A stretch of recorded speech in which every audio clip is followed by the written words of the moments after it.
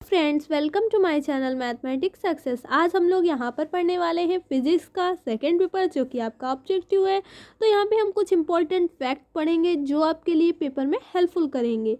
ठीक है, हेल्पफुल रहने वाले हैं सारे पॉइंट्स, तो इनको बड़े ध्यान से देखिएगा। कॉपी लेकर बैठ जाइए पेन के साथ में, और हमारे साथ ही इनको नोट करते रहिए। ठीक है, तो चलिए अपना वीडियो स्टार्ट करते हैं। वह गैस जो सभी तापों और दाबों पर पूर्ण रूप से गैस की कौन कौन से नियम है, चार्ल्स बायल दाब का नियम, ठीक है, तो उनका पालन करेगी तो ये आदर्श गैस होगी। और एक आदर्श गैस का समीकरण तो आपको पता ही होगा, पीवी बराबर RT होता है, जहाँ P है हमारा दाब, V है हमारा आयतन, T है तापमान और R हमारा नियतांक है, ओके, कांस्टेंट। तो आपको ये बहुत ही इम्पॉर्टेंट है और आपको इसको नोट कर लेना है। पीवी बराबर RT आदर्श गैस का ये समीकरण होता है, गैस समीकरण है ये एक। ओके, अगला पॉइंट देखते हैं, गैस का अणुगत सिद्धांत। तो गैस का अणुगत सिद्धांत क्या होता है? प्रत्येक गैस छोटे छोटे मॉलिक्यूल से मिलकर बनी होती है, आपको पता है, जिनको क्या कहते हैं, उनको अणु कहते हैं। गैसों के अणुओं के बीच जो एक बल लगता है, अंतराण्विक बल, जो कि बहुत ही दुर्बल होता है, क्यों, इसीलिए तो वो दूर दूर भागते रहते हैं। भाई गैस के मॉलिक्यूल कैसे होते हैं, एक यहाँ पे है, एक यहाँ, ऐसे ऐसे ऐसे ऐसे सब अलग अलग होते हैं ना, तो इनके बीच अंतराण्विक बल जो होता है वो बहुत कम होता है, इसीलिए वो दूर दूर होते हैं। ठोसों में इनसे थोड़ा ज़्यादा होता है, और ठोसों में सबसे ज़्यादा होता है, और जो द्रव होते हैं उसमें थोड़ा सा इनसे गैसों से थोड़ा सा ज़्यादा होता है, ठीक है, और ठोसों में सबसे ज़्यादा होता है।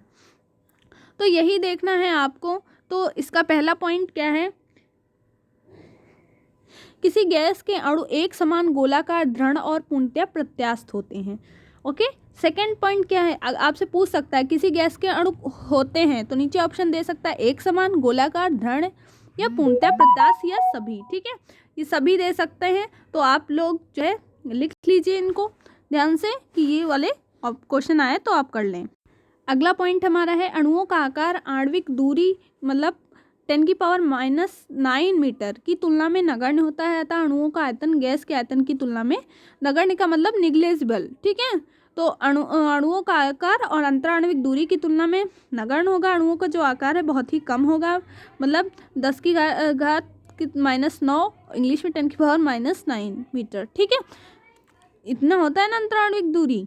फिर अगला पॉइंट है, गैस के अणु सभी दिशाओं में संभव समान वेग से गति करते हैं, इनका मान 0 से लेकर अनंत तक कुछ भी हो सकता है।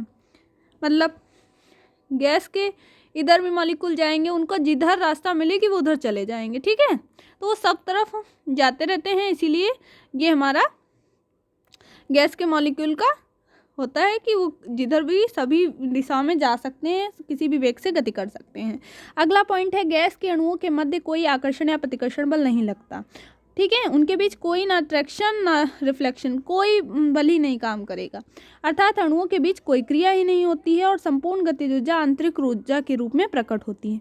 इंपॉर्टेंट पॉइंट, संपूर्ण जो गतिज ऊर्जा होती है वो क्या होती है, आंतरिक ऊर्जा के रूप में प्रकट होती है, तो इसको आप नोट डाउन कर लीजिएगा।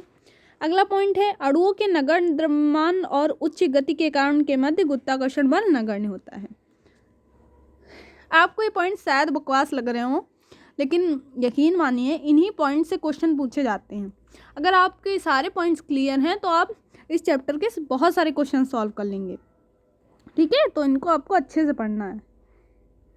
पात्र में सभी स्थानों पर गैस का घनत्व तो समान होता है, ठीक है, अगर पूछ लिया जाए कि एक बर्तन में गैस रखी है तो बताइए कि गैस का जो घनत्व होगा वो कहीं पे ज़्यादा कम हो सकता है या नहीं, तो बिल्कुल समान होगा, ये आपको बताना है। ओके,